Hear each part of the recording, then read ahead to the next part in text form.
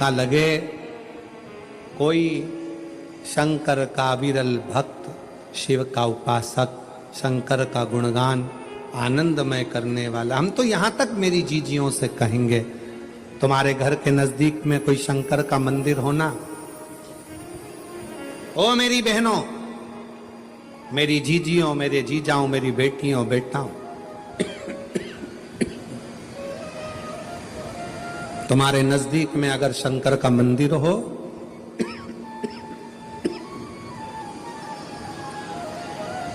तो उस शिव मंदिर में सोमवार के दिन, प्रदोष के दिन यदि कुछ लोग एकत्रित होते हों, भजन करते हों, कीर्तन करते हों, कुछ नहीं तो अपने घर से एक बाल्टी में पानी भरकर उनको पिला कर आ जाया करो। पानी नहीं हो तो थोड़ी खड़ी शक्कर ले जाया करो, थोड़ा गुड़ ले गए, उनका मुख झूठा करा दिया करो। क्यों? क्योंकि शिव भक्त के शरीर की हड्डी का स्पर्श भी राक्षस को हो गया, वो तर गया। अगर कोई शंकर का भक्त है और उसका मुख हमने झूठा करा दिया तो हमारे घर के भंडारे कभी खाली नहीं होते, भरे भरे। करना क्या है? जब व्यक्ति को ऐसे गलत विचार आने लगे हैं पूजन के समय पर, अच्छी जगह पर, ये गलत गलत विचार, आप गलत कर नहीं रहे हो, आप मांसाहार नहीं कर रहे हो, आप किसी स्त्री को गलत नहीं देख रहे हो, आप किसी पुरुष को गलत नहीं देख रहे हो, आप किसी मदिरा की दुकान पर नहीं गए हो, पर आपकी विचार धारणा में अगर ये चीजें पूजन करते समय, भजन करते समय, अर्चना करते समय, मंदिर जाते समय, मंदिर में बैठते समय, मंदिर में उपवास करते समय तुम्हारी बुद्धि में अगर ये चीजें आ रही हैं, मन में अगर ये चीजें पाठ करते करते भी अगर आ रही हैं, तो समझ लेना कि आपके ऊपर कहीं ना कहीं किसी ना किसी रूप में कोई अन्न किसी के घर का ऐसा खा लिया है जिसके कारण तुम्हारी बुद्धि थोड़ी सी भ्रष्ट हुई है। उसको सुधारें कैसे, उसको संवारें कैसे?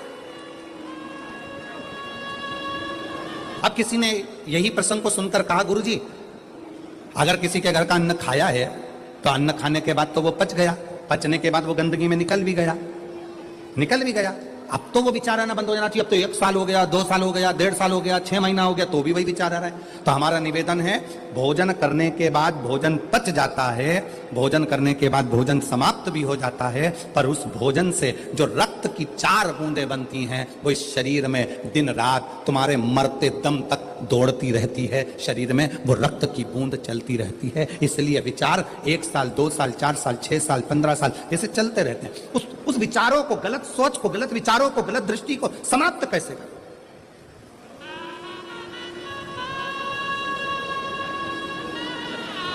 राजा चित्ररथ का चरित्र कर, तब राजा चित्ररथ ने गलत विचार से पार्वती जी और शिव जी को देख लिया, गलत विचार से। शिव जी कुछ नहीं बोले, कुछ, पर पार्वती मैया ने राजा चित्ररथ को श्राप दे दिया, श्राप।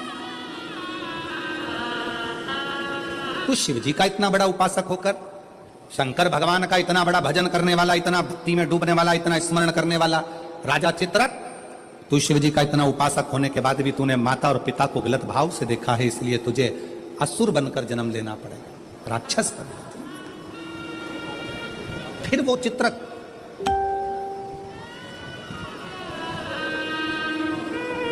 वृत्रासुर के रूप में जन्मा। क्या नाम हुआ था उसका? वृत्रासुर, जिसको इंद्र ने मारा था दधीचि ऋषि की अस्थियों से। गलत विचार, क्या करा जाए? राजा चित्ररथ को जब श्राप लग गया असुर बनने का, राक्षस बनने का, तो राजा चित्ररथ ने हाथ जोड़कर शिवजी से पूछा, मेरी मुक्ति का साधन बताओ। शंकर भगवान नहीं बोले। चित्ररथ तुमरुका जी के पास गया, तब तुमरुका जी जो वक्ता है, तुमरुका जी जो कथा कह रहे हैं, तुमरुका जी जो भगवान शिव का गुणगान कर रहे हैं, वो तुमरुका जी ने कहा, चित्ररथ एक काम कर, कामधेनु गाय का दूध का घृत ला और उस घृत से तू शिव का अभिषेक कर, शंकर का अभिषेक।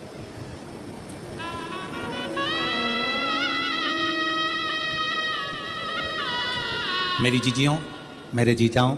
मेरी बेटियों, बेटाओं, मेरी माताओं, मेरे भाई, मेरे बांधव, अपने को भी अगर गलत विचार आते हो, पूजन के समय पर पाठ करते करते गलत जगह पर अपना मन जा रहा हो, तो 5 प्रदोष, एक कटोरी में 1 चम्मच घी गाय का, देसी गाय का 1 चम्मच घी, 1 चम्मच भी ना हो तो आधी चम्मच घी, आधी चम्मच भी अगर घर में ना हो तो 2 बूंद घी, 2 बूंद भी ना हो तो देसी गाय का 1 बूंद घी अपनी हथेली में मध्य में लगाकर, जो शंकर भगवान का, भगवान शिव जी का जो शिवलिंग होता है, उस शिवलिंग के ऊपर के भाग पर अपनी हथेली को रखकर, और जो अशोक सुंदरी वाली जगह है उस जगह पर अपनी हथेली का घर्षण करना चाहिए। लगभग 5 प्रदोष अगर आपने कर लिया तो निश्चित है आपकी बुद्धि में कभी गलत विचार पूजन करते समय आएगा ही नहीं, और गलत दृष्टि की ओर जाओ।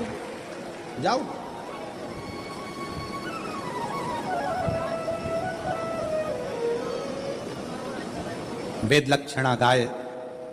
देसी गौ माता का घृत जीवन को एक आनंदता देता है, आनंद।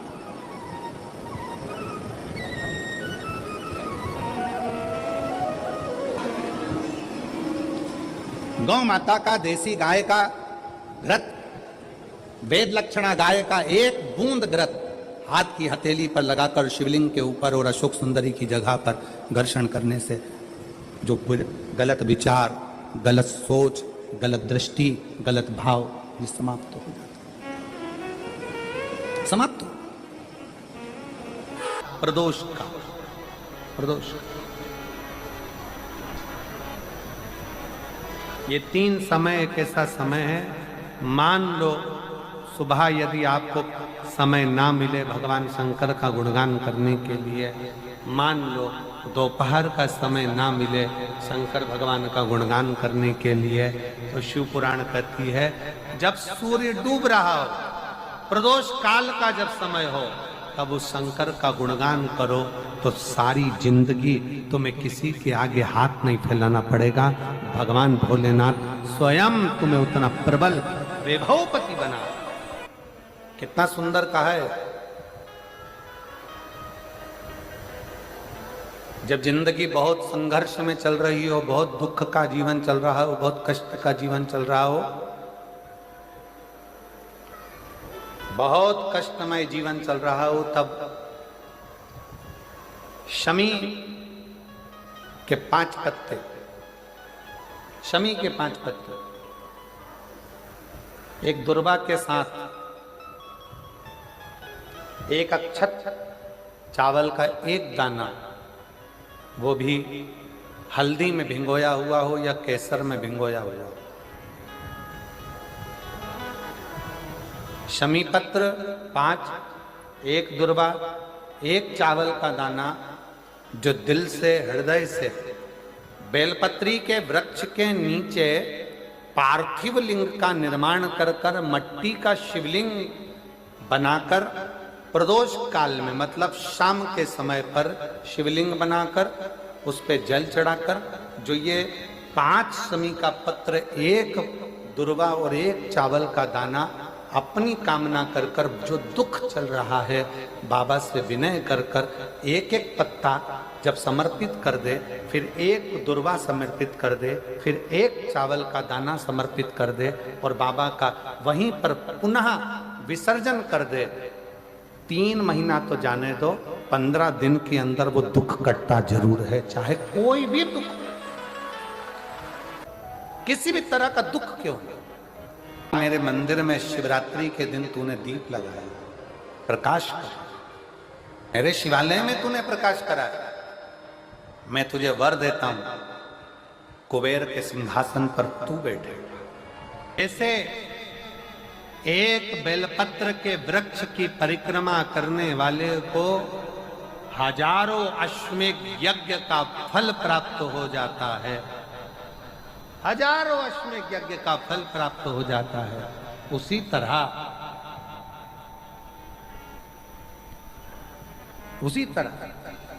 एक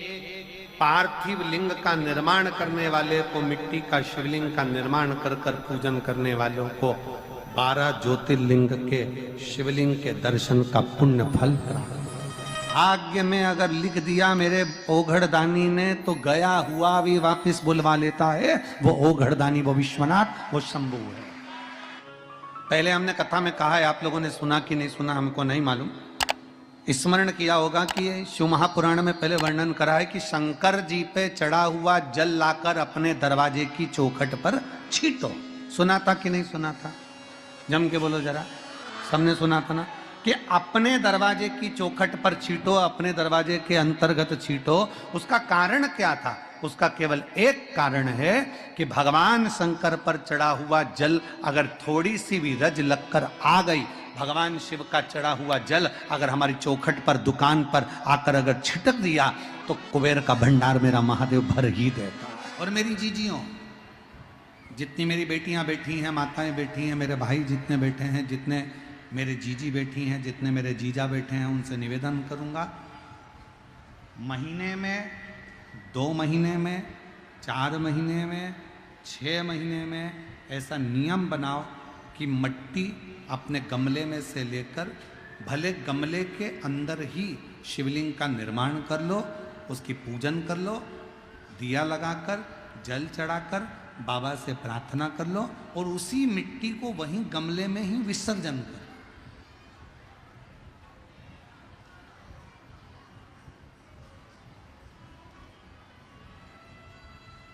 जो लोग कहते हैं हमारा व्यापार नहीं चल रहा, जो लोग कहते हैं हम बड़े दुखी हैं, बहुत तकलीफ में हैं, बहुत कष्ट में हैं, बहुत परेशानियां चल रही हैं, बहुत कष्ट चल रहा है, बहुत परेशानियां हो रही हैं और हमारा व्यापार नहीं चल रहा, ये नहीं हो रहा, वो नहीं हो रहा, तो अगर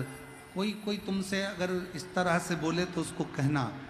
प्रत्येक महीने शिवरात्रि आती है, प्रत्येक महीने, हर महीने शिवरात्रि आती है। जो तुमसे कहे कि मेरे घर में लक्ष्मी नहीं है, मैं बहुत डिप्रेशन में चल रही हूं, बहुत टेंशन है, बहुत तकलीफ है, बहुत कष्ट है, बहुत कष्ट, प्रत्येक महीने शिवरात्रि आती है। पंचांग में, कैलेंडर में लिखी होती है। एक पार्थिव शिवलिंग का निर्माण,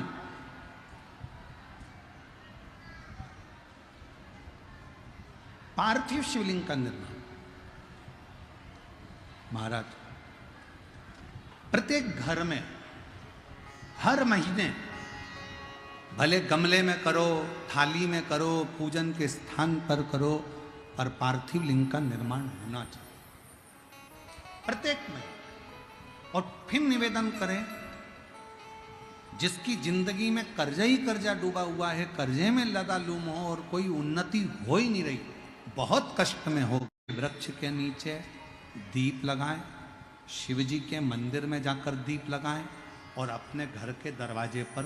दीप लगाएं। प्रदोष के दिन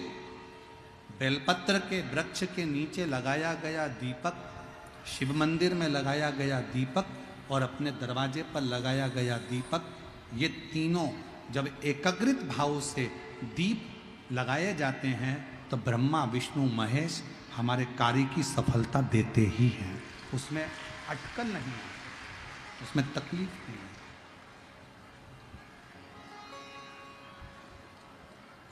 बैसाख महीने में जो प्रदोष आती है, बैसाख के महीने में, बहुत ध्यान से सुनना भाई, जो अपनी जिंदगी से बहुत तंग आ गए हो, परेशान हो गए हो, कष्टमय जीवन जी रहे हो, बहुत दुखी हो गए हो, उनके लिए ये स्कंद पुराण का चरित्र फिर मिले ना मिले, आप प्रेम से सुन लो भाव से। पहला, बैसाख महीने की प्रदोष, चाहे वो शनिचरी प्रदोष हो, चाहे रविवार की हो, सोमवार की हो, मंगल की हो, बुधवार की हो, गुरुवार की हो, शुक्रवार की हो, शनिवार की हो, कोई भी वार की हो, पर बैसाख महीने की प्रदोष, प्रदोष काल में शाम का समय सूर्य डूब रहा हो, बस डूबा ही हो, और उस समय पर सूर्य के डूबन के तुरंत बाद बाबा को धतूरे के साथ में बेलपत्री ना चढ़ाते हुए बेलपत्री के वृक्ष के 7 कांटे बाबा के शिवलिंग पर समर्पित करे जाते हैं महाराज, अपनी जिंदगी में अड़चनों को हटाने के लिए। फिर आप जिस व्यापार में उतरे, जिस व्यवसाय में उतरे, जिस नौकरी में उतरे, आप दिल से करें, आपको तरक्की मिलेगी, आप हार नहीं सकते, नीचे नहीं आ सकते, उन्नति पर ही चढ़ेंगे। एक वैशाख मास की प्रदोष,